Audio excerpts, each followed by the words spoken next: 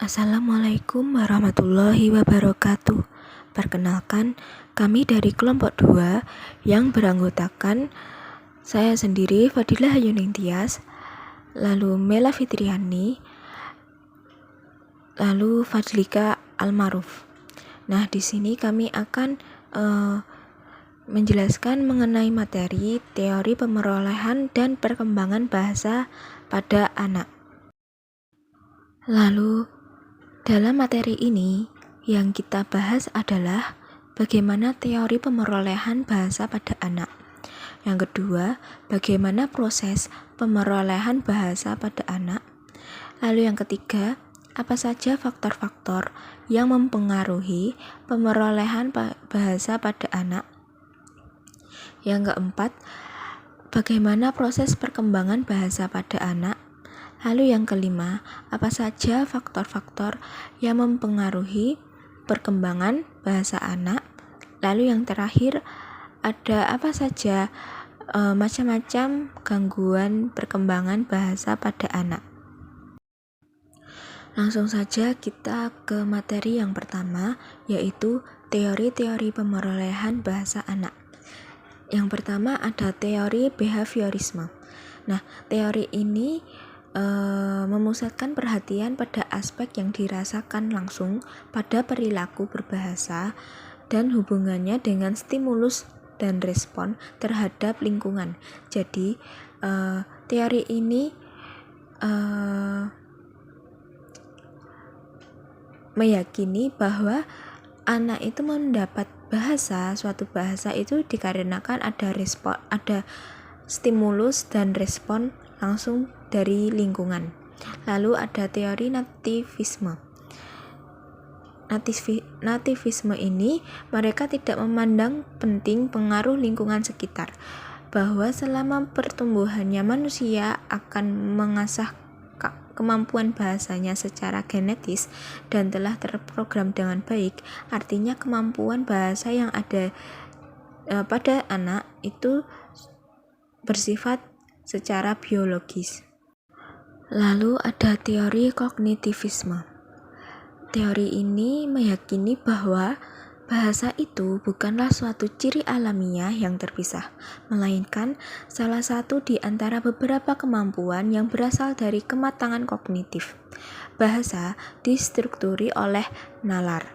Perkembangan bahasa itu harus dilandaskan pada perubahan yang lebih mendasar dan lebih umum di dalam kognisi. Lalu ada teori interaksionisme. Menurut teori ini, pemerolehan bahasa adalah hasil interaksi antara kemampuan psikologi siswa dan lingkungan bahasa. Lalu ada teori fungsional. Teori fungsional ini melakukan revolusi penelitian dalam pembelajaran dan pemerolehan bahasa, di mana mereka melihat bahasa adalah hasil manifestasi kemampuan kognitif dan afektif yang bermanfaat bagi manusia itu sendiri. Selanjutnya kita akan membahas tentang proses pemerolehan bahasa anak. Nah, di sini ada dua tipe, yaitu yang pertama tipe naturalistik dan tipe formal. Tipe naturalistik itu tipe yang paling banyak ditemukan hampir di seluruh penjuru dunia dalam kehidupan kota besar yang penduduknya heterogen. Lalu tipe formal. Tipe ini biasanya terjadi di dalam kelas dan bimbingan seorang guru, materi, media, dan alat bantu pembelajaran yang sudah dipersiapkan secara baik. Selanjutnya, pemerolehan bahasa pada anak itu juga dipengaruhi oleh beberapa faktor. Yang pertama itu faktor usia.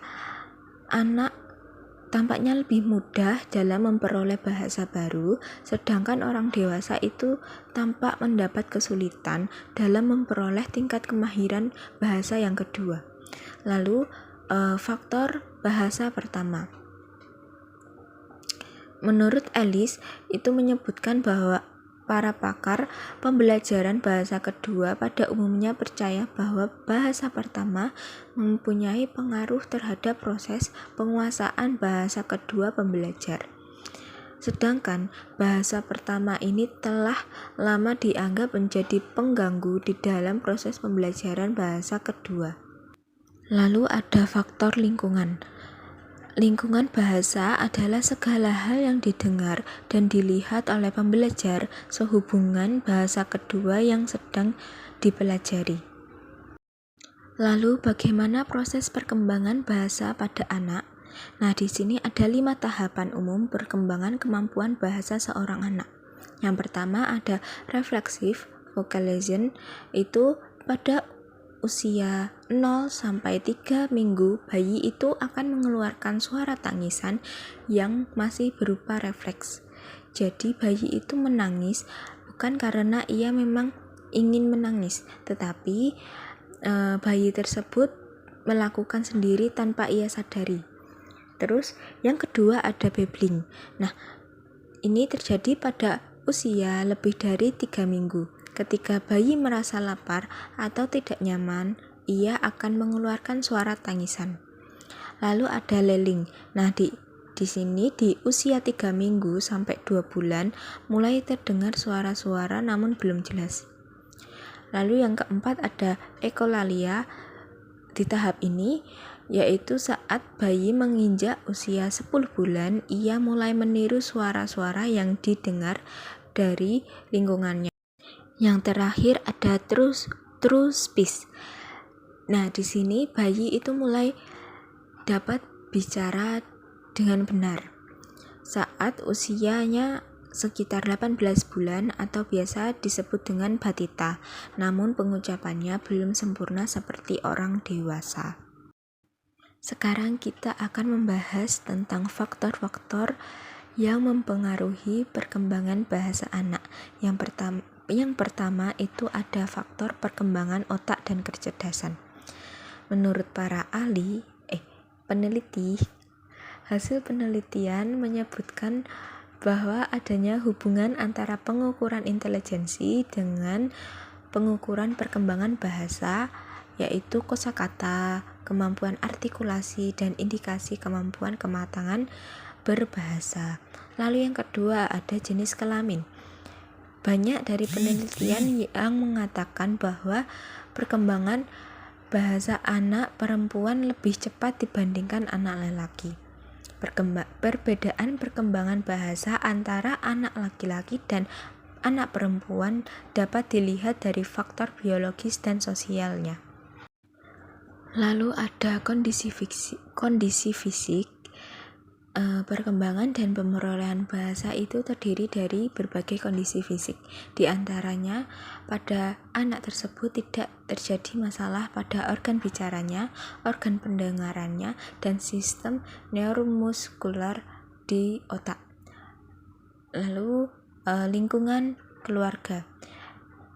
Keluarga ini adalah tempat utama yang digunakan untuk memfasilitasi perkembangan bahasa pada anak adalah keluarga. Lalu kondisi ekonomi dan setting sosial atau lingkungan budaya. Yang terakhir ada macam-macam gangguan perkembangan bahasa pada anak. Yang pertama ada disfasia.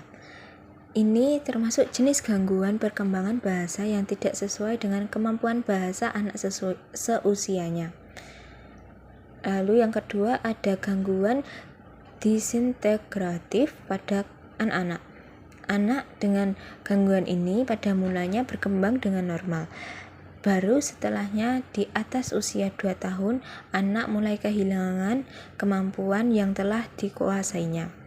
Lalu yang ketiga ada sindrom Asperger.